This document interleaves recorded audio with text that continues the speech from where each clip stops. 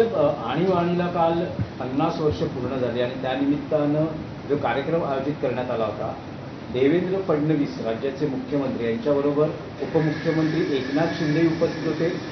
उपमुख्यमंत्री अजित पवारांनी कार्यक्रमाला उपस्थित राहणं टाळलं, पण शिंदेंचं असं म्हणणं आहे की बाळासाहेबांनी या आणीबाणीला सशर्त पाठिंबा दिला होता.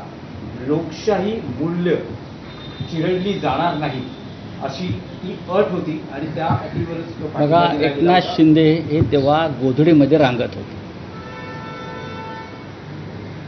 आम्ही कॉलेज जीवनामध्ये होतो, आम्हाला जास्त माहिती आहे. वारंवार बाळासाहेबांकडून ज्या गोष्टी आम्ही ऐकलेल्या आहेत, सशर्त बिनशर्त सोडून द्या. मुळात एकनाथ शिंदे यांनी हिंदुहृदय सम्राट बाळासाहेब ठाकरे यांचं नाव घ्यायचं थांबवलं पाहिजे. त्यांनी मोदी मंत्राचा जप केला पाहिजे, त्यांनी अमित शहा मंत्राचा जप केला पाहिजे.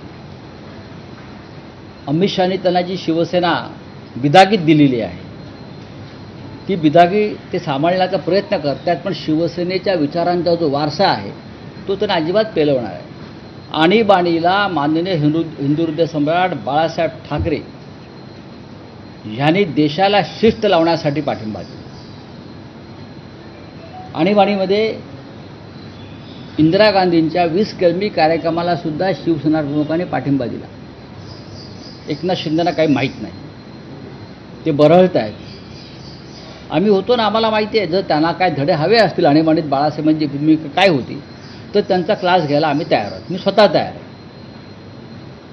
माझा एक शिदुरी अंकात एक काँग्रेसचा लेख प्रसिद्ध झाला, तो त्यांनी वाचावा.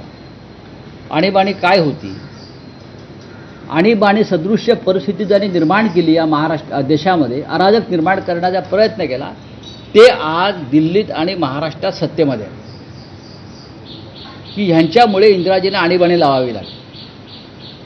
एक बहुमतातलं सरकार इंदिरा गांधींचं, ते पाडण्यासाठी हे 40-50 खासदार विरोधी पक्षाचे, त्यात आजचे सुद्धा लोक आहेत, हे परकीय शक्तींच्या मदतीनं इथे ज्या कारवाया करत होते, त्यासाठी इंदिरा गांधींना अंतर्गत सुरक्षेसाठी आणीबाणी लावावी लागली. हे अराजकवादी लोक होते आणि एकनाथ शिंदे आज त्यांच्याबरोबरच आहेत.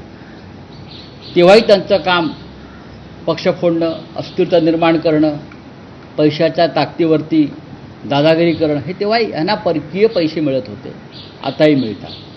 आणि त्यांचे एक हस्तक म्हणून एकनाथ शिंदे काम करतात. राऊतसाहेब, माळेगाव सहकारी साखर कारखान्यात अजित पवार आणि त्यांच्या पॅनलला निर्वेळ यश असं मिळालेलं आहे, ज्यात 21 पैकी 20 जागा अजित पवार यांच्या पॅनलला